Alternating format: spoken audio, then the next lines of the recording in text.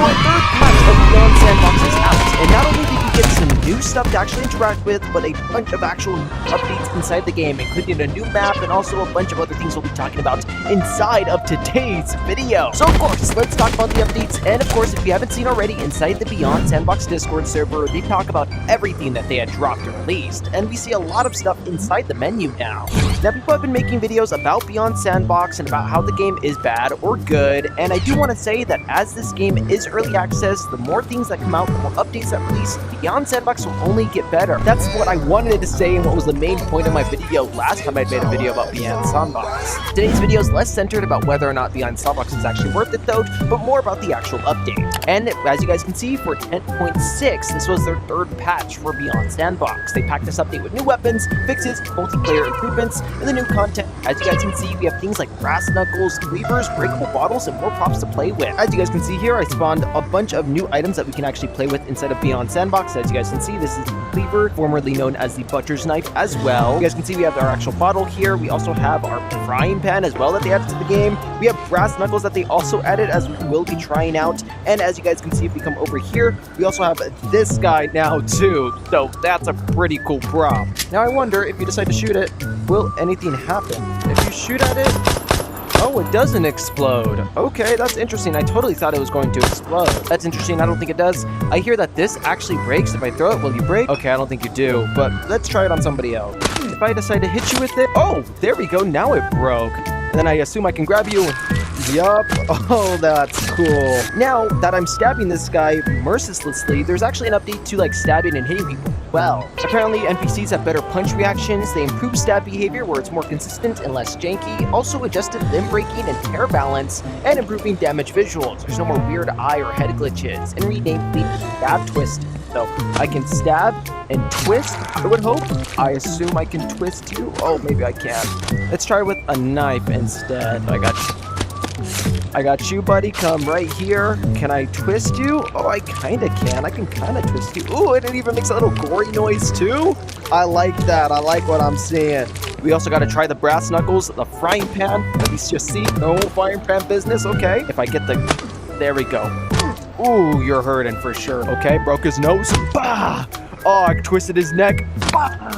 And he's down. Okay, pretty cool, pretty fun, and I love how you can see, like, right where you hit him. What happens if I punch you right there in the chest, huh? Okay, nothing too crazy yet. It seems like most of the actual damage visuals are on the head instead of the body. So, I mean, I can punch him right there in the face, maybe punch him right there again in the face, but if I decide to grab him, ooh, he's bleeding, he's leaking a little bit. Boom, boom, boom, and there will be no damage there. I definitely do think they should change that to where the damage goes right down the body. Anyway, that's enough of testing out the brass. Oh, I'm so sorry. I like the fact that these actually like have a new UI now. I think there actually was a new UI update now that I think about it too. Apparently inside of games now, there's a cleaner UI where features are now visible directly in tabs. They have a temporarily anti-spawn kill where it gives you 2 seconds invincibility, fixed tablet scrolling issues, and reduced accidental gripping. Also help with some controller issues as well.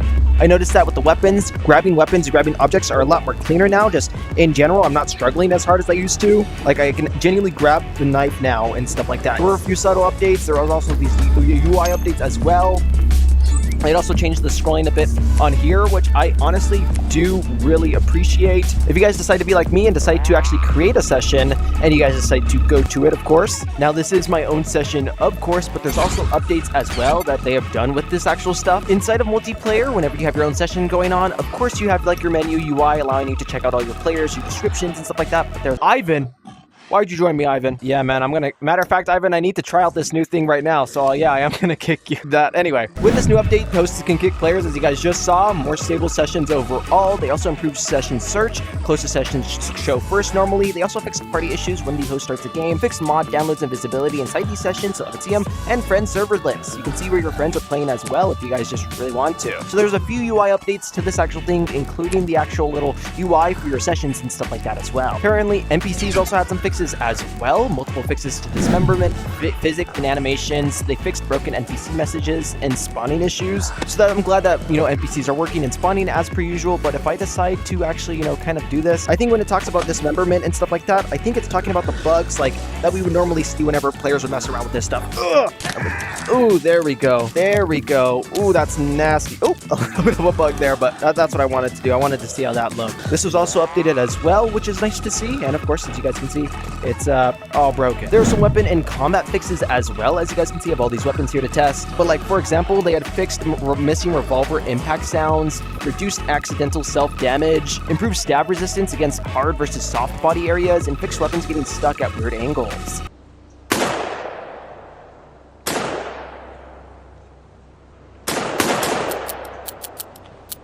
Yo!